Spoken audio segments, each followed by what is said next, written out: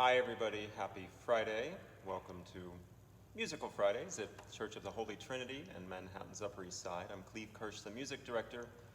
Today I want to focus a little bit on the music of Hugo Distler. Distler was a 20th century German composer, 1908 to 1942. Not a very long life, and I'll talk a little more about that.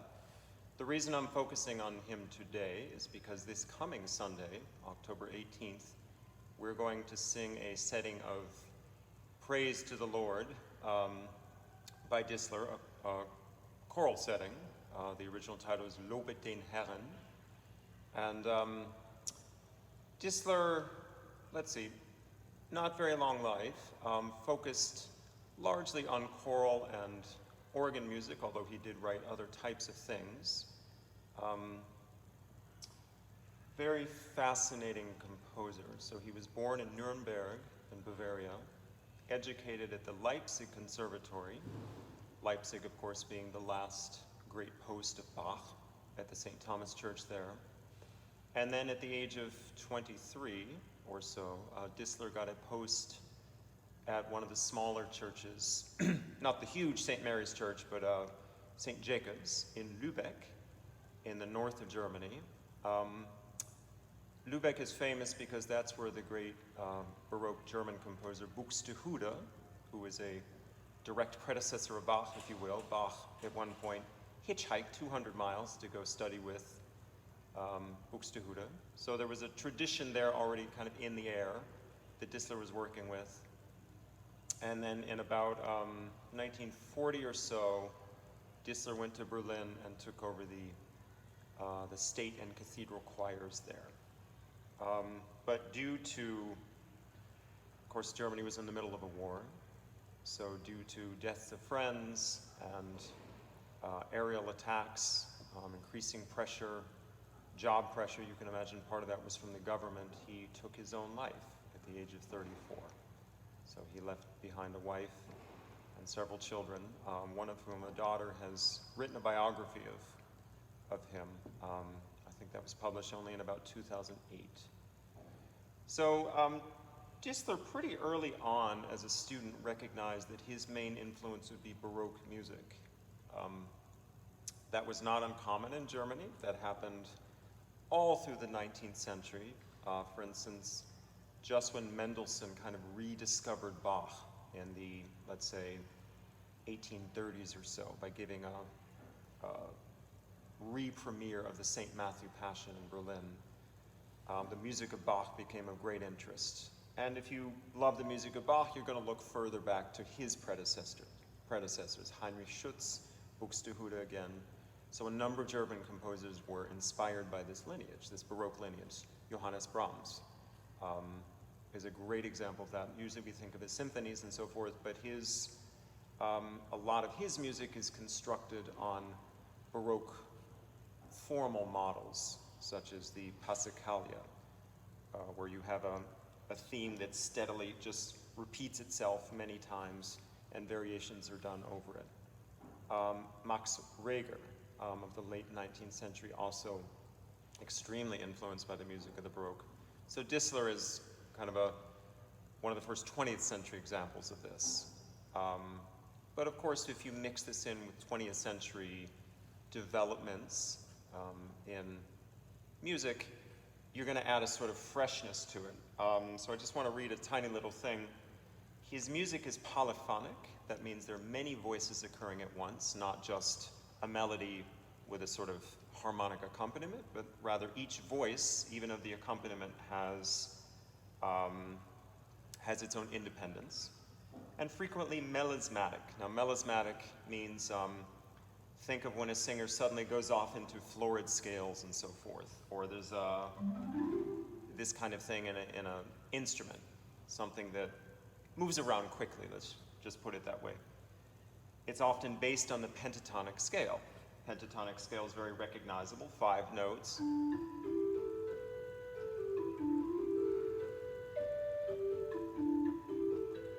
We tend to associate this with Asian music in a certain way, but it definitely has, there's a whole strong tradition of it in European art music. in some ways it comes from our own European folk traditions. His works remain tonally anchored. That means they didn't sort of fly all over the place, but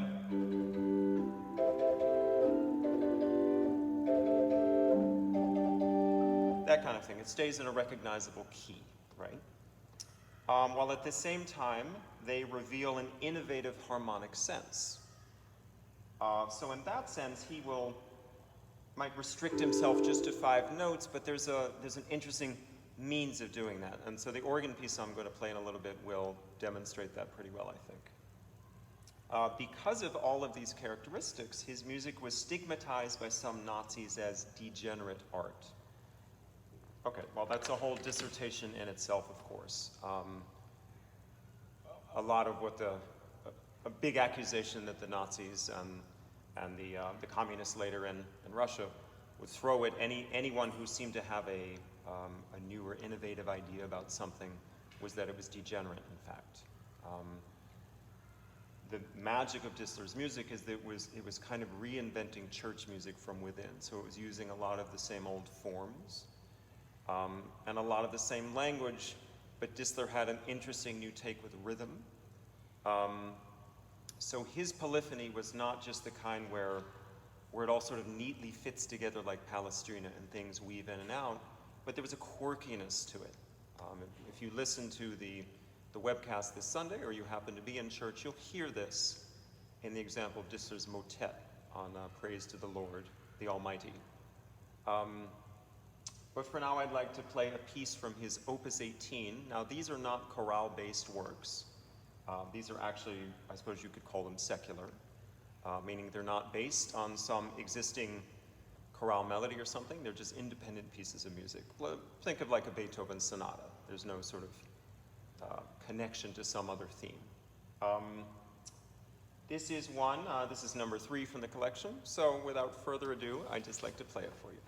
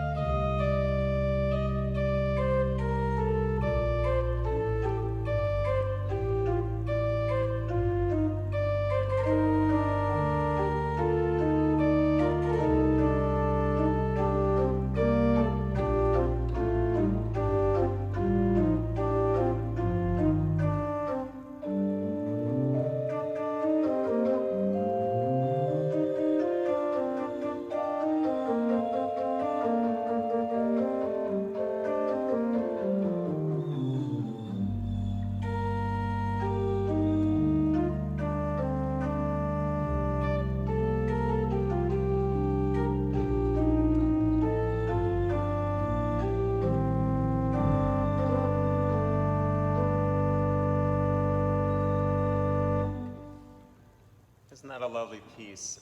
It's kind of indefinable what mood it's setting. It seems a little sad at first. And then we get to this middle section.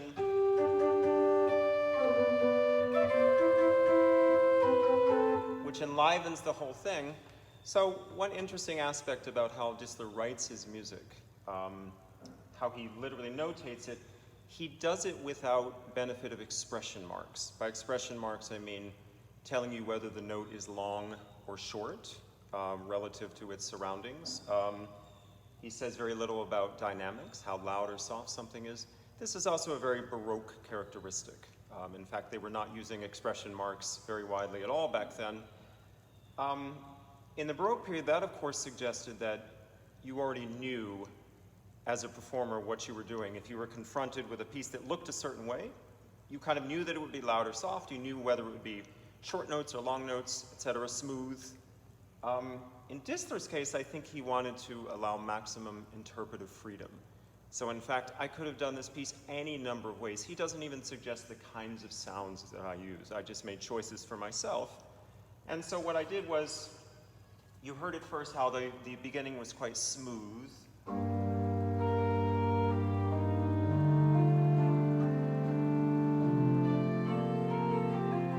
Right? And then we get to a more lively, articulated middle section.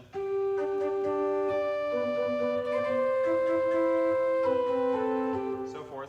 I allowed that more lively articulation to influence how I played the second half of the piece, or rather the return of the opening material. I allowed it to give a little inflection. So for instance,